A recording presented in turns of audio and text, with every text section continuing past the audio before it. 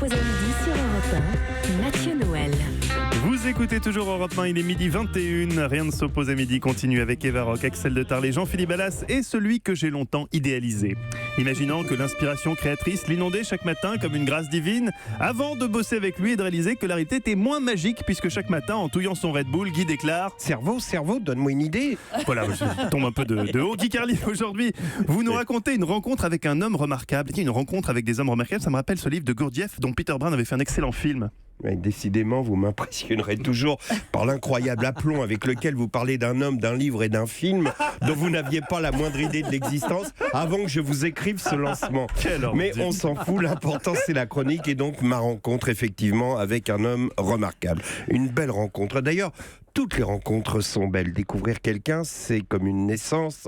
C'est un moment exceptionnel, magique, où deux vies font route commune l'espace d'un instant. Une rencontre, c'est de l'échange d'émotions, du troc de sentiments. Une rencontre, c'est une oasis dans le désert aride de nos vies affectives, où vont se désaltérer nos âmes desséchées par la solitude. Oui, ça c'est le petit plus de la chronique Carlier, c'est-à-dire que je vous fournis gracieusement de la métaphore pour discours de noces et banquets. Et par ailleurs, je reste à votre disposition hors antenne pour, moyennant une légère contrepartie financière, développer la métaphore, en l'occurrence saharienne, en y ajoutant les palmiers de l'intelligence, le sirocco d'un sourire, le simoun d'une voix douce ou la source d'un sourire.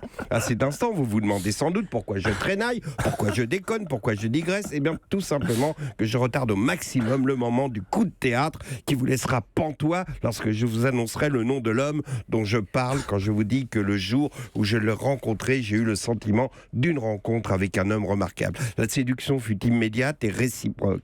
D'abord le timbre de sa voix, important le timbre d'une voix, ce sont les harmoniques du cœur. Les gens qui parlent faux sont souvent ceux qui vivent faux. Et cet homme-là parle avec douceur, son regard est en harmonie avec sa voix et puis sa mécanique intellectuelle est impressionnante. C'est une véritable chorégraphie de la pensée. Notre connivence dure depuis quelques années et aurait sans doute duré la vie entière si je n'avais fait une autre rencontre la semaine dernière.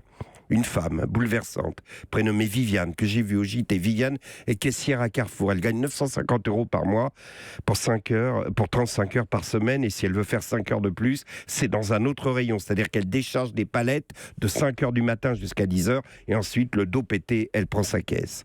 Viviane, c'est une femme en lutte, comme on en voit à la télé depuis des décennies. Depuis cette fille de l'usine Lip au milieu des années 70. Je me souviens qu'elle s'appelait Tulipe, justement, et qu'elle haranguait le ministre Jean Charbonnel, qui lui avait juré, les yeux dans les yeux, que Lip ne disparaîtrait jamais.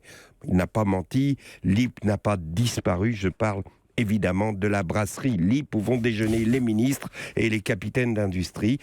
Cette brasserie n'a pas disparu, l'usine Lip, elle, n'existe plus depuis longtemps. Et là, en voyant Viviane, j'ai ressenti comme un vertige, car l'homme qui dirige Carrefour, l'homme qui a augmenté les dividendes des actionnaires de 45%, qui parle de supprimer 2400 emplois, cet homme remarquable dont je vous parle depuis le début, se nomme Alexandre Bompard.